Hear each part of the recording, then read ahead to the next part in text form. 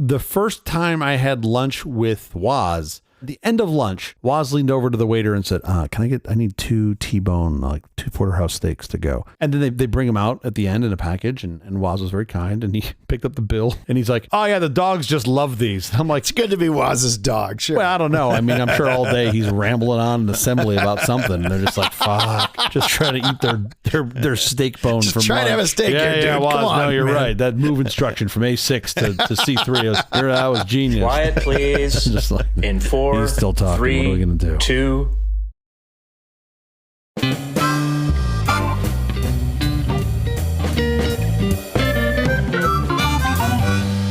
The Awful Company presents a truly terrible podcast. Welcome to Nonsense Season 3, Episode 7. I'm Jeff Parker. I'm Skittle. This is our take on the week's business, tech, and entertainment headlines. This time, we'll look at the Clipper chip. Oh, it's one of those dinosaur episodes, isn't it? It's Slam the Scam Day. According to the Federal Trade Commission, scammers steal $8 billion a year, with imposters grabbing $2.5 billion. Don't be a victim. National Slam the Scam Day is about getting educated, staying alert, and slamming the scams used to deceive and steal. So you're saying now's a bad time for me to plug our nonsense coin? This might not be the optimal. Okay, maybe another day. Maybe the grifter day. Fortunately, I got my important toll balance reminder text message this morning. Have you gotten one of these? Of course, yeah. Usually you can, at the same time, you can get your car warranty renewed as well.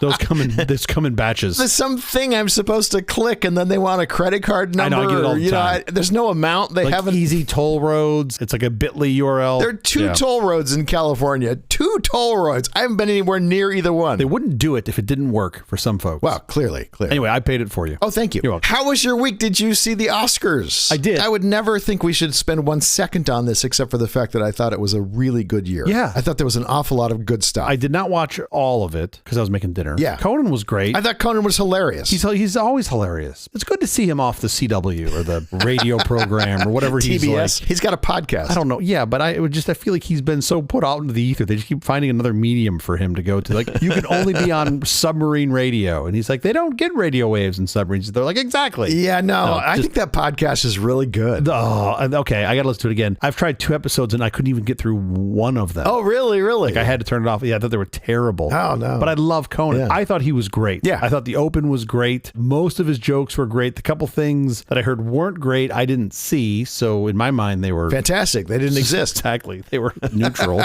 But he was great. I mean, he was just Conan. They had that tribute to LA at the beginning, like the film tribute to LA, which I thought was wonderful. Yeah, that was fantastic. Actually, very touching with the music and everything. I thought that was really nice. I loved his intro when he came in. What did Offerman call him? Ladies and gentlemen, 4-time Oscar viewer Conan O'Brien. And it got, from what I could tell, brilliant. it got like no real joke from the audience because I think everybody was just like waiting for the show to start and not expecting that. But I thought it was a great open joke. It was really funny. Solid. All the Nick Offerman stuff was quite funny. When Nick Offerman is promoting that coming up is Amy Poehler, of course they know each other really well. Of course. He says, coming up, Amy Poehler was great. It's great. Bunch of inside writers jokes is basically what that whole show was. I thought Stiller coming out with a production design and it like failing, of course, when he's presenting, which I thought was awesome. Sure. That looked like a lot of fun. Adam Sandler in the street clothes. Yeah, totally. In the hoodie. That was hilarious. No, those are his going out clothes, I'm pretty sure. I don't think he dressed down. Kieran Culkin's speech about his wife owes him some children. Yeah, exactly. So I guess when he won, very funny. When he won, was it an Emmy at the Emmy show? When she said that if he won again, he'd have a third kid, and then she said if you get an Oscar, thinking he'll never get an Oscar. And he got an Oscar, and I love that he also brought up. It seemed very honest and heartfelt, where he was like, "I haven't brought up until now." Yeah. And then he points at his wife, and she's just like,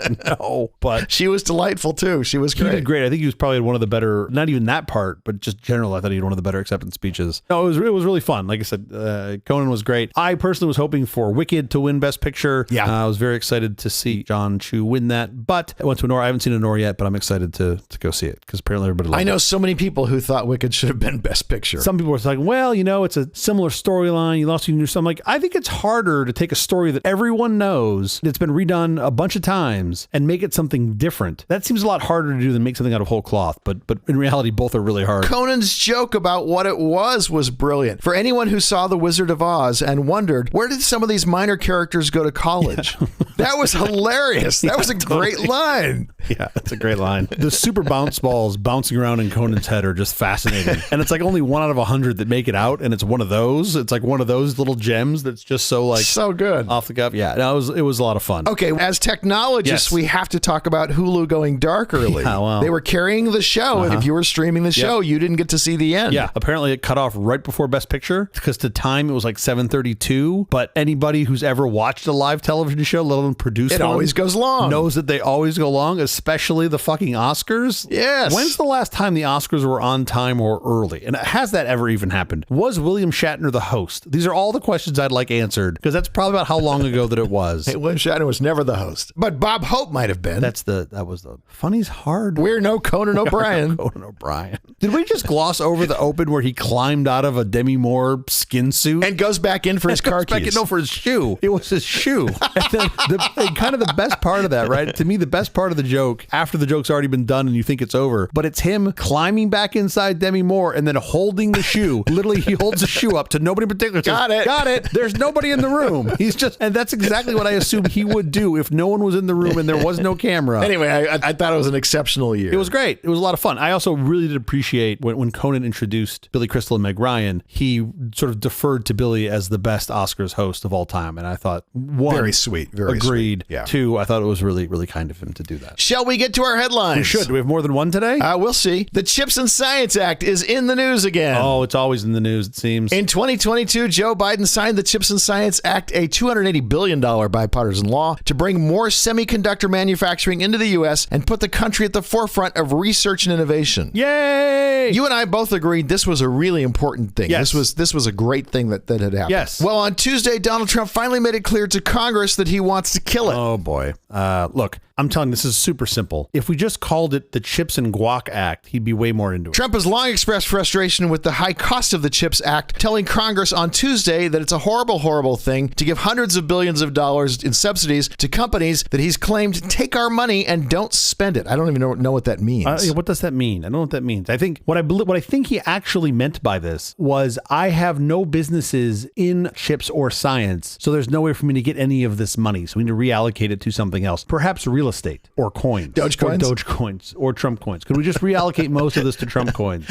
I think that's what I'm reading between the lines, but that was the big part of what I got out of this. You should get rid of the CHIPS Act, he said, and whatever is left over, Mr. Speaker, you should use to reduce the debt. Yeah, okay. Because one, that's how that works. It's a $280 billion expense, and he's going to get rid of the $36 trillion debt. Sure. With it. What is truly the goal here? We want to be manufacturing. We want to be more self-sufficient. Oh, no, back up even more than that. Why do we want to be manufacturing? Wait, why do we want to be manufacturing at large or manufacturing of chips? Why do we want to be manufacturing chips? Why do we want to be on the forefront of manufacturing chips? If you don't have on U.S. soil, then you lose. Because when China decides to take Taiwan, we'll have no advanced chip capacity whatsoever. Yeah, and by the way, reallocating the Chips and Guac Act to Texas Instruments isn't going to get us there. No. We don't need more TI-85s. That's not the gap here, Mr. President. The gap here is these advanced chips that are doing these things that we like to call computing. That's rooted in science and it's complicated. My point is the goal of this. So if we're switching from incentivizing folks to make chips and do it with us to not, what are we trying to do? Like we're trying to bring this in-house because this takes decades to do. Like spinning up chip fab takes decades, and there's a big if you can even catch up. So I don't know why we would want to do that. At some point, somewhere, someone needs to tell him, sir, we cannot do this for you quickly. This is not a Wendy's. Yeah. You can't just stroll in here and ask for your fries extra crispy and wait another 30 seconds. That's not how it works. It's a decades-long project, for sure. It's insane. Even when they announced the amount of money, $280 billion, it seemed like an awfully small amount of money to do what they wanted to do. $280 billion is a number it's hard for me to fathom. The difference between $280 billion and, 10x that into this. Like, it's just hard to fathom what that means. But if you think about it as the future of the economy and the future of civilization, then you go, well, that's a pretty small percentage of your GDP. You would think a bigger allocation. Also a matter of defense. Yeah, of course. Yeah. Okay, enough of the headlines. Up next, we're going to talk about the Clipper chip and its backdoors. Everybody backdoors, Jeff. It's just whether or not you admit it. Oh, my. What can go wrong? Can we still say that? Or is that now been, is there some policy that's banned? Well, you said it now. Pointers got you down? This episode of Nonsense was brought to you by the For Truemouse. It's 100% compatible with Microsoft Mouse and PC Mouse. Oh, thank goodness. Sporting 200 dots per inch. It's a lot of D's per eye. You can plug it into any standard 25-pin serial port. 25-pin, great. A big fucking sub D one that nobody ever loved plugging anything into. And it's opto-mechanical. The For Truemouse, $39 available now from McGiga International Corporation in La Puente, California. Fantastic. Get yours today.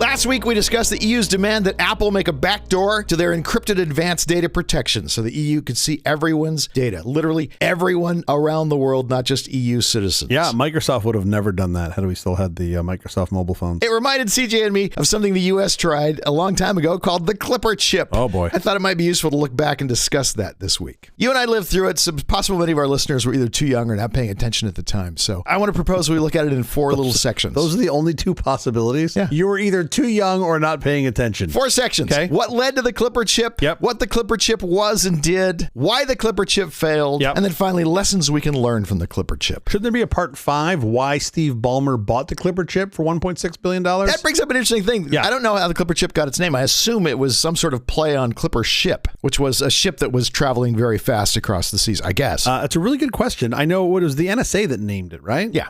Yeah, I don't know. We got to start at the very beginning. What led up to the Clipper chip? Okay. So we have to look at encryption. Sure. Bear with us if you're an encryption expert. We're going to just give you the very, very brief, bare bones version of encryption, Yeah. what it is, how it works, and all of that. CJ and I, all the time on this show, make Rot 13 jokes. Yep. And those jokes are basically talking about bad encryption. Yes. Encryption that is very, very simple to break. Some people might actually know Rot 13 by a different name. What would that be? Caesar cipher. No, that's Rot 3. Well, it's the same. Okay. Right, same idea. Same idea. They just added 10. I mean, even my 5-year-old could do that. Basically what it means is you are rotating the characters one character. So A becomes B, Yeah. B becomes C, Yep. D becomes, now can you get this one right? Z. No? How'd I do? See, and this is where the code breaks down.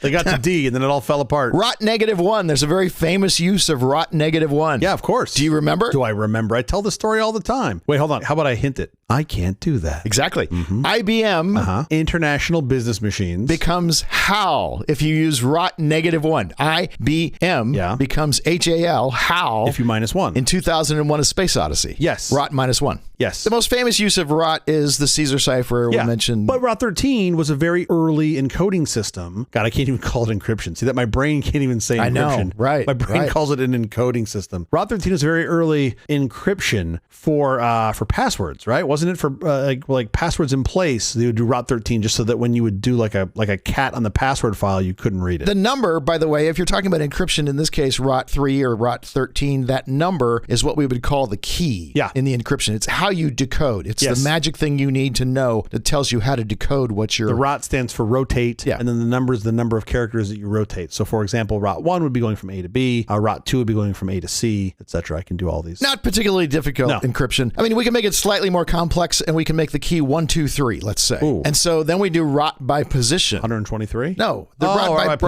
position. Okay. We do the first character we rotate 1, the second character we rotate 2, the next character we rotate 3. On the fourth character we go back to 1, and we just going all the way through. So now that we're getting a visit from the NSA. Thanks a lot. You can basically do this cryptography by hand on paper. Yes. Do it in your head. Be sure to drink your Ovaltine. What? Do you remember A Christmas Story? I remember Christmas Story, yes. The movie. He gets a message and he gets a decryption device. Ah, that's right. He's very upset because it's an ad. That's right. It's an ad. He was so pissed. I forgot about that part of the movie. It's great. Oh my God, it's so good. That's right. By the way, there has been this like rash. Maybe it's just because the algorithms know me so well, know how dumb I'm getting. But there are like these games on Instagram now that are Caesar ciphers. It's basically like, but you can't figure this out. And I'm like, is this how far we've come? Like, is this really how far? No, I don't even take the bait. I'm like, I'm not doing this. Like, fine, you win. I don't know how to do a letter substitution. I'm going to move on. This type of encryption that we're talking about is what we call symmetrical encryption, which is to say that the same key encrypts and decrypts. Yes. The same Rot 3. Yes. The 3 both encrypts and decrypts. Yep, same key. It's extremely efficient. So if you want to send a message using a symmetric algorithm like a Rot 13 or Rot X, you have to send the X somehow, the number, the key. We have to both know the key. Yes. And so on a certain page of a library book, we put down the key, and then you could go go and you could find that book and you would know what the key was to decrypt. But if we can't physically be together, we need some efficient way. If Bob and Alice don't know the key in advance, how can they pass the key so that Eve can't know it? The number of donuts in the box, that's what we use for this show. That's the key.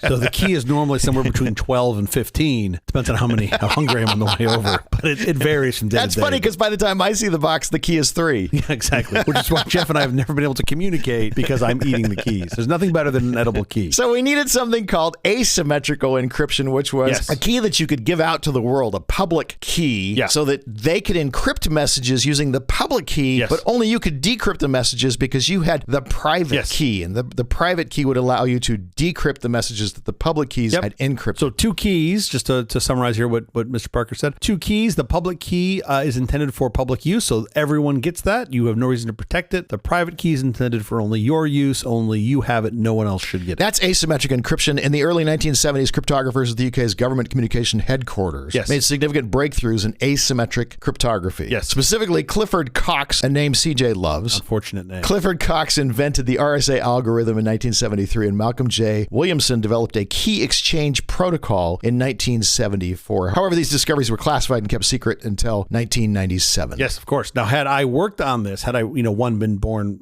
40 years earlier, and 2, been born in the UK, and 3, worked on this with Clifford Cox, this could have been, so only those 3 little things would have to happen. Could have been Little Cox. It would have been Little Cox. We would have had the great thanks. Just right to the punchline. Just jump right to it. Fuck the setup. We're just going to go straight into Little Cox. Oh my God, that's funny. And by the way, that would be a very good reason to not publish that work. That's a good reason to keep it, keep it secret. Then 97 be like, yeah, we came up with a Little Cox 20 years. Sure. I'm going to explain RSA in just 1 second, but I wanted to say this happened in the 70s in the UK, but they kept it a secret. They kept it classified. And so no one knew this thing existed. RSA relies on a mathematical problem that is easy to do one way, but really hard to reverse. It's very hard to factor large numbers into their prime factors. I mean, it's hard to factor any number to prime factors. Just when the number gets really big, it takes you a really long time to get down to 2. They're technically not prime. I think they're what we call relatively prime. Semi-prime. Semi-prime, yeah. Which, I heard, as you get older, there's a pill that helps for that, but that's neither here nor there. This RSA was kept secret from the world, and plus it took computers. You couldn't do this kind of encryption by hand. You needed a computer for personal use. Access to computers was very, very limited. So the governments weren't really worried about this yet. Not yet. Not a big deal in the early 70s. Also, you were doing,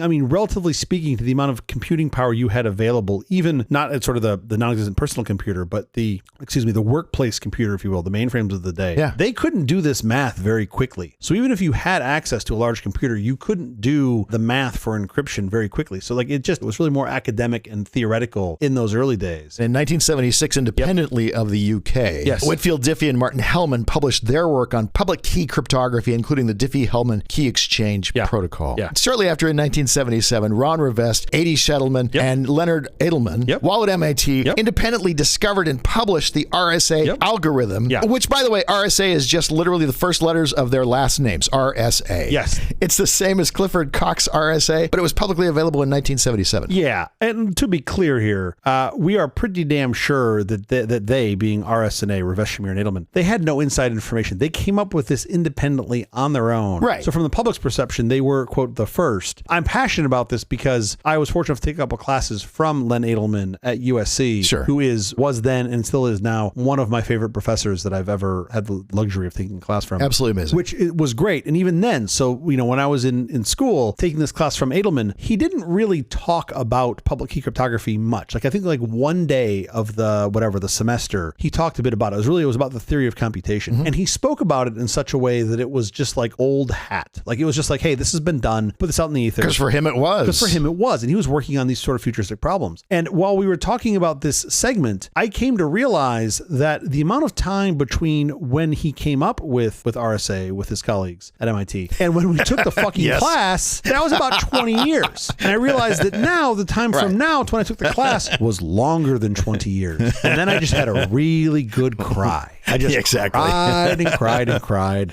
and realized that I am a fucking dinosaur and we might as well just talk about oil because that's what I'm going to turn into soon. So when we talk about Cox and Williamson and their creations, nobody knew about those things until 1997. I'm calling it an RSA algorithm. To our knowledge, They didn't have those initials, so they didn't have that to call it. It was asymmetrical, the beginnings of asymmetrical cryptography. So that happened in 1977, that RSA was created. You know what else was available in 1977 and becoming more readily available with each passing day? Seagrams.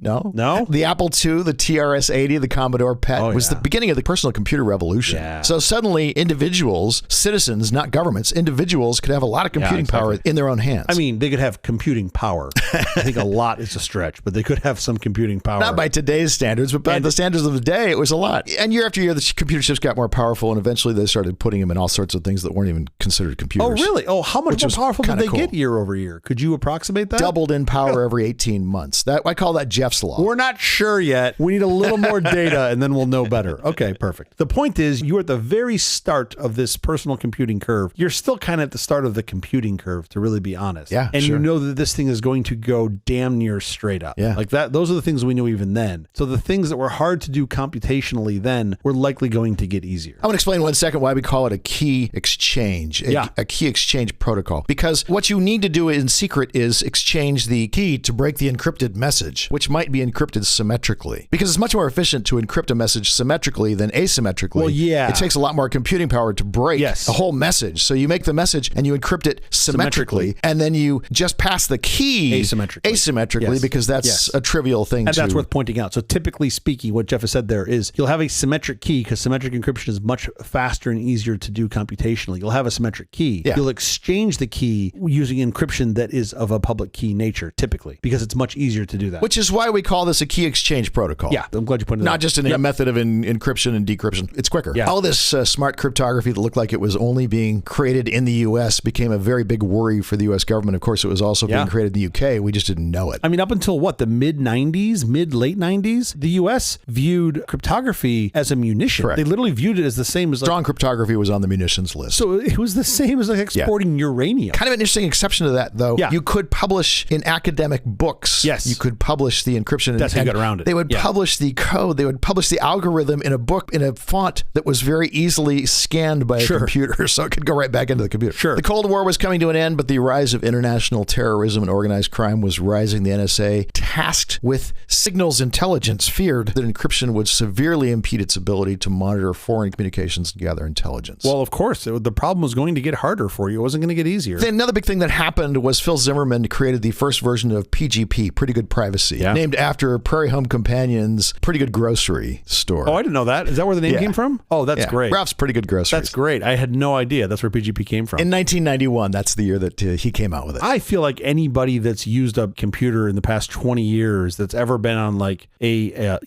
terminal prompt knows what PGP is because you've come across it. Phil Zimmerman's contribution to cryptography was that he made it a lot easier for people to use. Yeah. He wasn't inventing cryptography that didn't exist before. He just made it so you could really use it. Yeah. And part of it was the creation of a key exchange. So I could get your public key very easily. Yeah. And then I could send you a message that was encrypted with your public key that you could then decrypt. There's another interesting aspect of public key cryptography that might be worth mentioning here, which is that if you invert the process, right? So typically you would encode a message using a public key and then I'd send it. So if I had just public key, I could encode a message with that. I could send what we call the ciphertext to Jeff. Jeff has the private key. He can then use that to decrypt the ciphertext, get the plain text, and get my message, right? That's the typical path you use it. You can invert that process and Jeff can send me a message and he can sign it with his private key, which I can then confirm with the public key. So it's not encrypted. And now you know you got a message from me. I know I got it from somebody that holds that key. And if I can assume that Jeff has done a good job holding his key, I know that message came from Jeff. So that's a very interesting flip the script, if you will, of the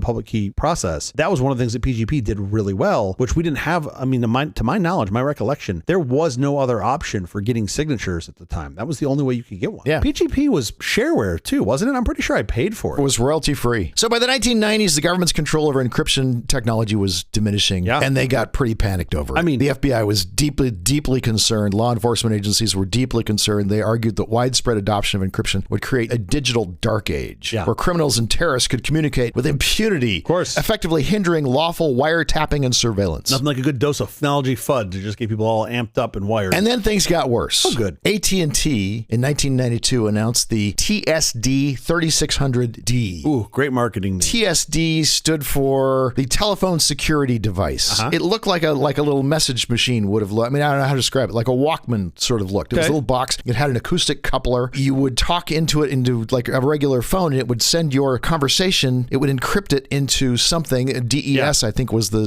state-of-the-art encryption at the time, and send it across the line and make it so it was very, very hard for someone to listen in to whatever the message was. They were going to offer this to businesses and governments so you could have secure telephone calls over just standard phone lines. Whenever I would see one of those being used, I would just whistle into it to try to get what it communicated with sound like regular speech. That was a nerdy-ass joke for you folks at home. It used a 56-bit key, and the price for the box was $1,295. $1,300. That is kind of bananas in 1992 dollars. Which sounds like a lot of money, but if you're a mafioso and you want to communicate securely, it's nothing. It's cheap. Yeah, I'm impressed that it was using a 56-bit key. That's not nothing. Yeah, it's not much. But by 92 standards, you didn't have a lot of people that were going to be able to crack that voice stream. So when AT&T announced this, it was law enforcement's worst fears coming to life. Yeah, so basically what I think you just said there to law enforcement was your wiretaps aren't going to work now. Right. If you've got two people talking using these TSD 3600 D9ers, you're not going to be able to understand what they're saying. The TSD 3600D was literally never released. They had just announced it. And so the government had to spring into action very, very quickly. And their response to all of this was that the White House in April of 1993 announced the Clipper chip. Which I do think, by the way, your intuition was correct. It came from the name of the Clipper ships because they were supposed to be fast. Here's basically what the Clipper chip was. It was a microchip that was developed by NSA. And it had an encryption algorithm, and it had a backdoor to that so the government could decode communications that were occurring across it. Those are basically the things you need to know about it. The government aimed for integration into commercial communications devices. So like the AT&T box, they said, we want this in the AT&T box. It'll be a standard. Anybody that wants to make secure connections can use this and put this into their device. And President Clinton sent out Vice President Al Gore to go out and sell this thing, to try to get people interested in this thing. Yes, exactly. Yeah. So AT&T, because they were going to get a huge order from the government, revised the TSD 3600 design to incorporate the Clipper chip. Oh, I didn't know that. Okay. So they said, great, we'll get on board. Yeah, of course. And it wasn't that the White House could force businesses to use this, but they did say, if you want to do business with the U.S. government, you need to be using this. You got to use this. And one thing I will tell you from 40 years of being a technologist, if you want to get security right, you want to rush it. You want to do it as fast as you can. You don't want to show anybody your work, and you want to go really quick. So they rush this thing out, and they're like, we're sure it's fine. Everybody should use this. By the way, this is a piece of hardware. This isn't software. No, it's hardware, This is a piece of hardware we want you to install in your manufacturing process for your whatever, your phone, your talkie device. The downside of hardware is in those days, impossible to revise on units that were in the field. You better get it right. You've got to get it right the first time. Don't worry, we did this in like 3 weeks. We're sure it's fine. Should be Yet fine. officials were completely optimistic about the public and business acceptance. The government officials thought, well, of course, everyone's going to want to do this. This will be wonderful for everybody. You can have strong encryption, and we got the government backdoor, and they just thought very highly of what they'd come up with. By the way, Al Gore, there's still tape of Al Gore going around and saying that strong encryption was like an assault rifle. Which, again... And the audience being gobsmacked. Of course. By, really? Really? I mean, I can understand that view. I can really understand the view of, hey, this is a weapon. This is going to be used against us, yada, yada, yada. Unless you are a technologist that really cares about technology, I think it's hard to see the other side of the coin, right? It's very easy to see that, well, we currently use wiretaps to find people doing bad things. Now they can do bad things and we can't hear them. By the way, the Clipper chip wasn't meant for mass surveillance. It used an algorithm, an encryption algorithm called Skipjack. Skipjack, yeah. Which the NSA had created. Yep. The great thing about Skipjack was it was top secret, so the NSA didn't release it to anybody to look at. So you knew it had to be flawless. As we say in the security industry, you want to do it fast, you want nobody to look at it. Nobody look under the hood. Nobody review this. Okay, so the heart of this was key escrow, right? So like if you are a private company and you make a device, you would put a key in the device. Well, no, there was one manufacturer of the Clipper chip. The government manufactured the Clipper chip through some, singular manufacturer that they picked. It wasn't like you could make your own Clipper chip. And they charged you for the Clipper chip. Unprogrammed, they were $16. Yeah. Programmed, they were between $26 and $30. Yeah, it was VLSI made the chip, but I don't think they put the keys in at VLSI. I think they put the keys in at the device level because the key was associated with the device, right? That's how it worked in escrow. It's possible it happened beforehand. I think the keys went in at manufacture of the chip. But you had to know the key. This is nuance that really doesn't matter, and I certainly don't know. Yeah. But the point is, when the device was finished, let's say you're making a desktop phone. When the device was finished, you as the manufacturer knew what you had an identifier on the chip. The chip was unique. You told the government, hey, I've got this device with this identifier. Because if they later got a subpoena, right, through some, quote, above board means, then they'd come to you and say, we need the key. And you'd have to give them the key for that device so that they could listen in. That was the back door. Yeah. The government didn't have all the keys, or at least... The Treasury Department apparently actually did. Yeah, that's what I wonder. I don't know if they actually had in the back back or not, or where the keys are. But the concept was that they had to assert their authority, and then the manufacturer would give them the key, and they could go sniff the thing. Where they all sat is unclear. And it was never clear exactly what the government needed to do, what an investigative body needed to do to get that key out of the escrow secret, right? and into their hands. What exactly the procedure was. It was never. They had to ask nicely. Those things were never made clear. It was a please. So in addition to skipjack being like flawed, outside of the public view, how the escrow system worked was outside of the public view. And even if they said please and they didn't hear you the first time, you had to say pretty please the second time, and then you could get the key. That was how it worked. Again, all of this stuff was very vague to the general public. Yeah, that's a good point. Let me be clear here. I do not recall, I don't even know if we ever really knew why, at least not then, where the key sat. But the point is, there was a key escrow somewhere that had all of the keys in it that were identifiable back to the device. The chip had a tamper-proof mechanism, so you couldn't fool around with it. Each chip had 3 ounces of C4 in it, and if you tried to desolder, it just fucking exploded in your hands. That's quite a tamper-proof mechanism. A little bit of liability. Yeah, where do you think they got the pager idea from? At $16 a pop and programmed at $26 to $30 a pop, it was not cheap. Now, let me be clear to anybody who is designing hardware or software. Never, ever call something you make tamper-proof. Oh, yeah. Just never do that. You're basically throwing down a gauntlet. You've told a bunch of people way smarter than you, hey, I'm smarter than you, and they're going to prove you wrong real fucking fast is what's going to happen. Oh, yeah. Tamper resistant? Sure. You're still going to get some people trying to pick that lock, but just don't say tamper-proof. Just don't do it. The chip was called the MYK78. Great name. The MYK78. And it had this thing called a law enforcement access field. A leaf. Oh, yeah, the leaf. Contained the unique key. Yeah. That combined with another key that was held in escrow allowed them to decrypt your messages. The government's big claim was that the Clipper chip could provide a balance between privacy and security. And so they wanted people to get on board with this thing. Yeah. People could still encrypt their communications, but law enforcement officials would retain the ability to gain access to these communications with a court order. Key escrow certainly is a honeypot. Somebody could go after that. You have abuse of power, etc. You also just have gaps in the algorithm. This is part of why I jokingly say you want to do that in secret. That is the last thing you want to do. You want to publish these things. So you want people to hammer on it and find all the flaws. You want people to hammer away and find flaws you couldn't even think of. There was kind of a fundamental flaw in the Clipper chip. Kind of. Yes, you're too kind. Just in the idea, just in the basic idea of before you get down to the details of what the real flaws were. The idea that you had this chip, that it was widely known there was a backdoor so the government could listen to communications through it. Yeah. It was supposed to be sold on communication devices and they were going to catch criminals. Yeah. Like criminals were going to buy devices that had this thing they knew the government could listen in on. I mean, the idea was crazy to begin with. There was some fairly, I would call now obvious, maybe not obvious then, but in the algorithm, it was a pretty big key, if I recall correctly. 80 bits. 80 bits, okay. At the same time, overseas markets were coming up with encryption devices that did not have backdoors. Yeah. And so criminals could just buy those. Why would the criminals ever buy the ones that they knew that had backdoors? Yeah. More importantly, for internetologists like CJ and I, it posed a risk to internet security because this thing might not be secure. We had no way of knowing exactly was it secure and could someone else get the keys? And we needed real internet security so we could actually transact business over the internet. Sure. Without security, you don't want to put your credit card on the internet because now anybody can get it. We needed actual true security, true encryption, and this was going to slow that down. Yeah. On the civil liberties side, it was a violation of Americans' right to privacy. People were quite upset with this government overreach. Yeah, of course. So let's talk about why the Clipper chip failed. It failed?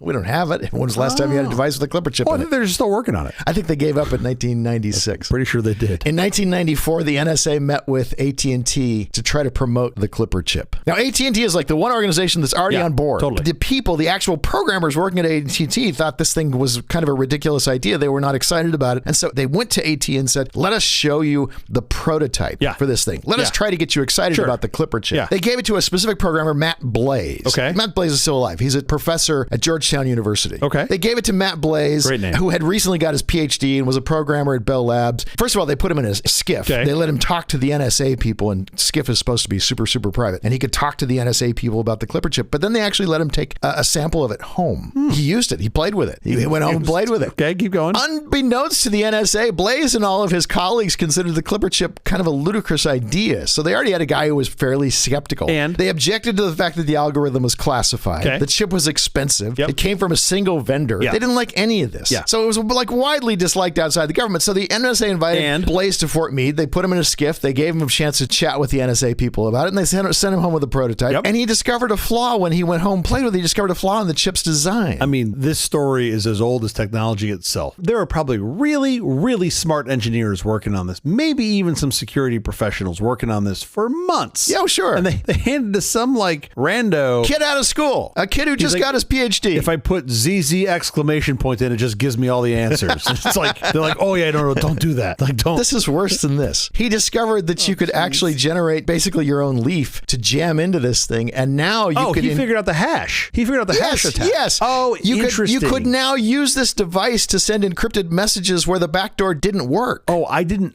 know that he was the guy that sorted. Okay, so I knew he's the guy. This attack vector. Oh, interesting. So basically, if I understand this attack correctly, because there's such a small hash, you could find matching hashes that had different keys. Right. The hash didn't resolve back to the correct key, but it fooled the machine. That's so awesome. But again, this is why you don't develop these things in isolation. Secret. Oh, for sure. You need other people to. I guarantee you, the dudes who were making this never thought about it. If they thought about it, they wouldn't have done it. The point is, they didn't think about it. It's not that they weren't smart. You just need a lot of brains to look at this problem to see different eyes, to see different exactly angles. where you're going to have trouble. Oh, that's awesome. So the New York Times published Blaze's findings. That's how this got out to the world. I had no idea that. New York Times is not exactly a secret paper. People get that paper. Sure. So public confidence in the whole project just went up in smoke. Yeah, totally. In the publishing of like one article, public confidence in the whole thing just went completely up in smoke. I mean, I knew it didn't get off the ground, but I didn't know that it was that stillborn. That's pretty fascinating. I mean, there were other things too. The public and private sector didn't adopt the chip. It was expensive. It used a lot of energy. Sure. And there was basically the only one Clipper chip device from AT&T. Sure. And the only reason they made it was because the government gave them a giant order for these devices. Yeah, of course. Try to stand it up. Probably more than they thought they were going to sell of the other device, the previous iteration of the device to the private sector. So, of course, they took the order. Yeah. No, I completely understand that. This is fascinating. You also had competing forces that they probably saw coming, but maybe couldn't predict how fast they were, which were all these free solutions, right? Not necessarily open source, but some open source. But like you mentioned earlier, Zimmerman's PGP. And that was like, you could just go onto a BBS and download that. And boom, you had public key cryptography. Well, hang on, because the real death knell for the whole thing was when Zimmerman dropped Z-Phone. But back up a second. Z-Phone, The Clipper chip was discontinued in 1996. Sparked a broader debate about encryption's role in the internet and led to the crypto wars between digital activists and the government. What happened at the end of round one of the crypto wars? The government gave up on classifying encryption as a munition. Yeah, they had to. They didn't have a choice. Had you sort of continued, like what does split timeline look like from, let's call it 92 to 97, that 5 years of time? Had they not done that, you would have ended up doing exactly the thing you were trying to not have happen, which was you would have ended up with strong encryption everywhere. You would have had forced your U.S. citizens to not be able to use stronger encryption. To not have it. Yeah. Sure. And they'd be in a worse position. You would ultimately have done the exact opposite of what you were trying to do. They erased the export restrictions in 1996. You were wondering what year that happened. You've got PGP and Zimmerman coming up. Z-Phone, which that's right, encrypted conversations on what was new and emerging at the time, the VoIP phones. How interesting. And it was given out on a royalty-free license so anybody could do it. It was also software so he could update it on the fly anytime he needed to, anytime they needed to make an adjustment to it, which was kind of genius. The crypto wars have continued beyond this initial victory.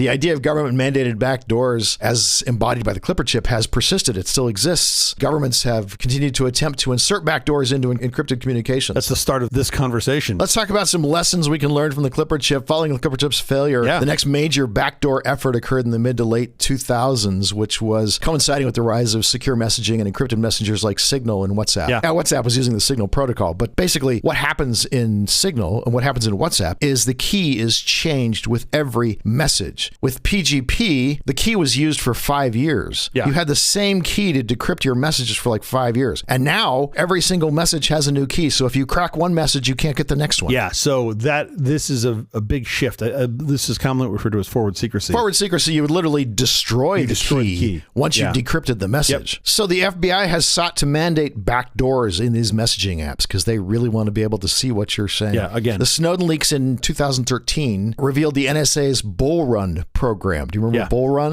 This was aimed to insert, unbeknownst to anyone, backdoors into the encrypted products and protocols. The problem with that is Signal is open source. So if you insert anything into it, a whole lot of people can look at it and see exactly what it's doing. I mean, you guys have certainly heard Jeff pontificate quite a bit about open source, but this is one of the best benefits is you know what it's doing. It's very hard to hide what it's doing. And if you trust the math, meaning the key can't be extracted midstream by somebody in the middle, some man in the middle attack or something like that, then you go, oh, well, this thing is probably pretty secure because I can actually see the code and see what it's doing. In 2014, the FBI and other agencies renewed their push to mandate smartphone encryption cracking. Yeah. And this became what was known as Crypto Wars 2. It wasn't as good as the original, but the sequel was pretty good. In 2018, Australia passed legislation allowing the government to weaken strong encryption. Yeah. The Assistance and Access Act of 2018 places obligations on technology companies operating within Australia. Yeah. This is a huge problem with the way the law works in trying to get access to encrypted information. The law is local. Encryption is global. Encryption is math. It's universal. It's not global. Yeah. It's fucking universal. Anybody can do it. The EU tried to introduce the chat control legislation, which would mandate scanning of all communications for child abuse material on the phone side, on the client side, before the message was sent. So they weren't breaking the encryption, but they were effectively nullifying the encrypted messaging because they were grabbing the message before it was encrypted. You sort of glossed over something. We explained the keys earlier.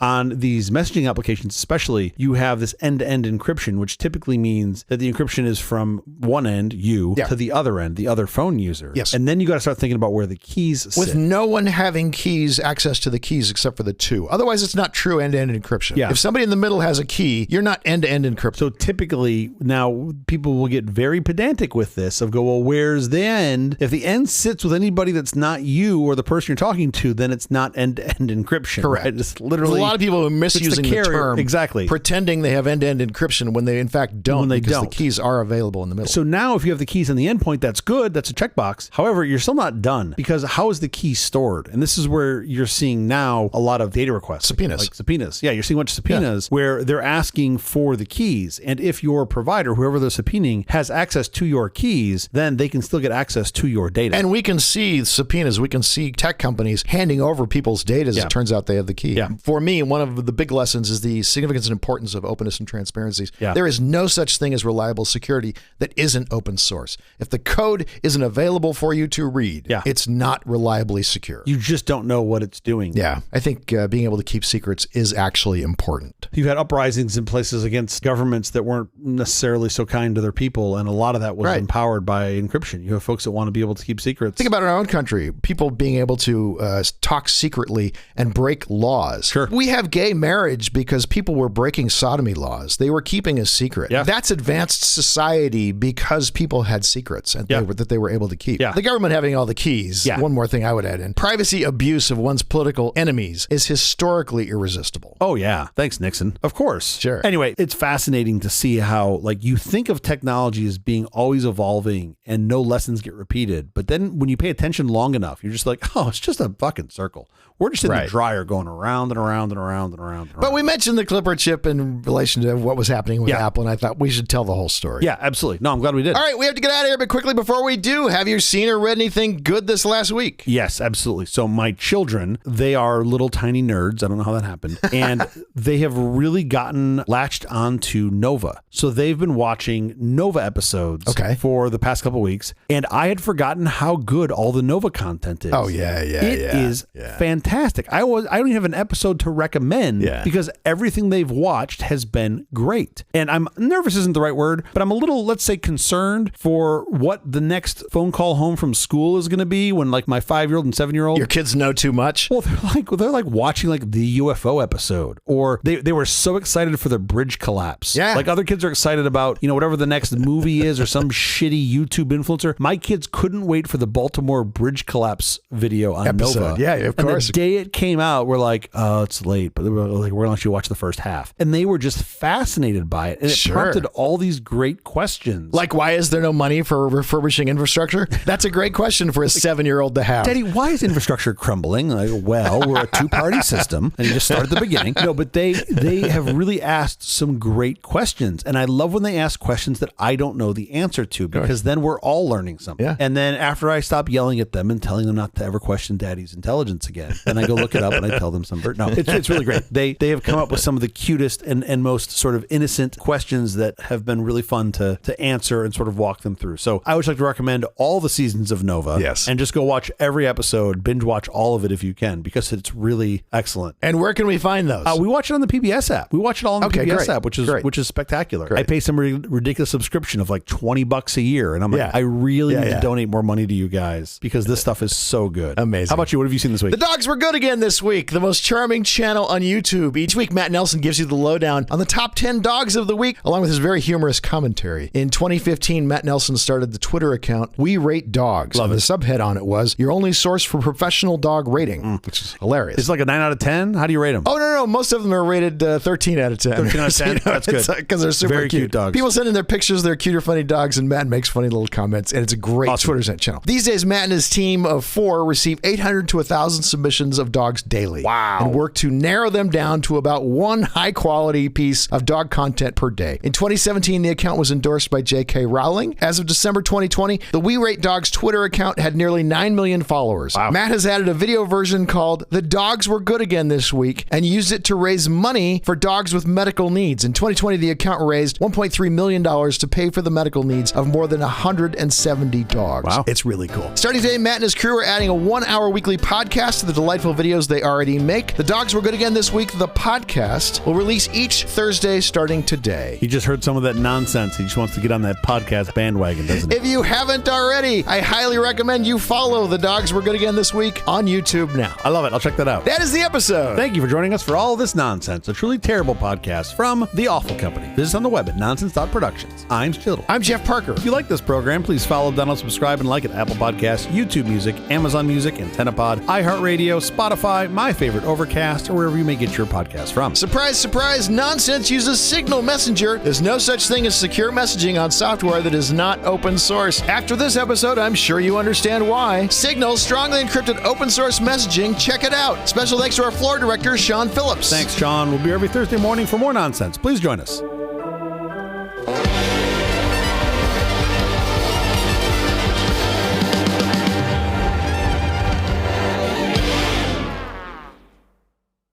Do you really think they're international? They're in fucking La Puente. There was nothing international about them. Like, they had Mexican food every Tuesday for lunch. That's the only thing they did that was international. Who the fuck named it McGiga? It's Scottish, not even Irish. It's Scottish. That's even funnier. It's, get yours from the McGiga Corporation.